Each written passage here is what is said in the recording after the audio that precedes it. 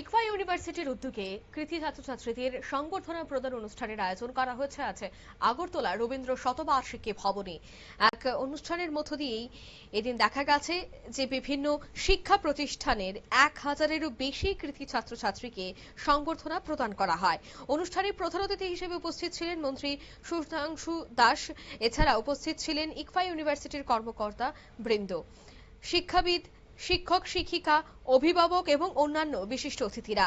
অনুষ্ঠানে কৃতি ছাত্রছাত্রীদের সাফল্যের স্বীকৃতি স্বরূপ সম্মাননা প্রদান করা হয় এবং তাদের ভবিষ্যৎ জীবনের জন্য শুভ কামনা জানানো হয়। ইকফা ইউনিভার্সিটির উদ্যোগেই আগরতলা রবীন্দ্র শতবার্ষিকী ভবনে 1 নম্বর হলে এই সংবর্ধনা অনুষ্ঠানটির আয়োজন করা হয়েছে।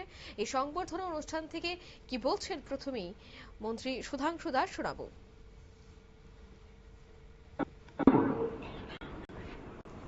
তো আপনারা যারা এখানে বসে আছেন, যাদেরকে বর্তমানে জেনজি বলা হচ্ছে, who is the future of our country, our society, আপনাদেরকে ঠিক করতে হবে যে আপনি কি একজন গভর্নমেন্ট হিসেবে সমাজে নিজেকে প্রতিষ্ঠিত করবেন, নাকি ব্যতিক্রমী মানুষ হিসাবে সমাজের সামনে দেখা দেবে। যদি মনে করেন যে আপনি ব্যতিক্রমী কিছু করে দেখাবেন,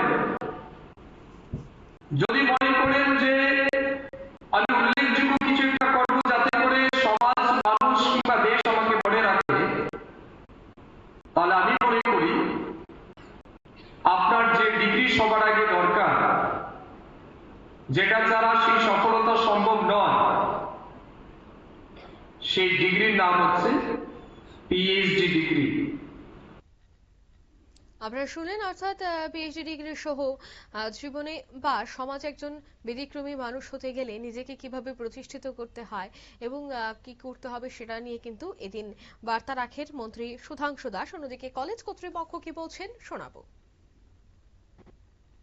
তাদেরকে আমরা ইনভাইট করেছি ফেলিসিটেট করার জন্য, এবং এই প্রোগ্রামে চিফ গেস্ট আসছেন আমাদের ত্রিপুরার অনারেবল মিনিস্টার শ্রী সুধাংশু দাস, উনি থাকবেন। এবং এখানে থাকবেন ডক্টর শ্রী সাজু ওয়াহিদ আইএএস, উনি MD national health mission commissioner AMC government of Tripura. এছাড়া থাকবেন doctor Tamal Majumdar IAS, director fire and emergency services, Shrimati Harshita Biswas, TCS joint director, directorate of elementary education, এবং আমাদের সাথে আমাদের ইউনিভার্সিটির ডক্টর এ রঙ্গনাথ রেজিস্ট্রার, উনি থাকছেন, এবং doctor Subhasish Chatterjee, dean faculty of dean academics of our university. আমরা যেটা করতে চাইছি যে আমরা চাইছি যে যেসব স্টুডেন্ট এত হার্ড ওয়ার্ক করে ভালো রেজাল্ট করেছে তাদেরকে আমরা ফেলিসিটেট করি, এবং সাথে সাথে তাদের যে বাবা মা থাকেন তাদেরকে আমরা এনকারেজ, তাদেরকে আমরা কনগ্রাচুলেশন জানাতে চাই তাদের হার্ড ওয়ার্কের জন্য আজকের বাচ্চারা এত ভালো রেজাল্ট করেছে।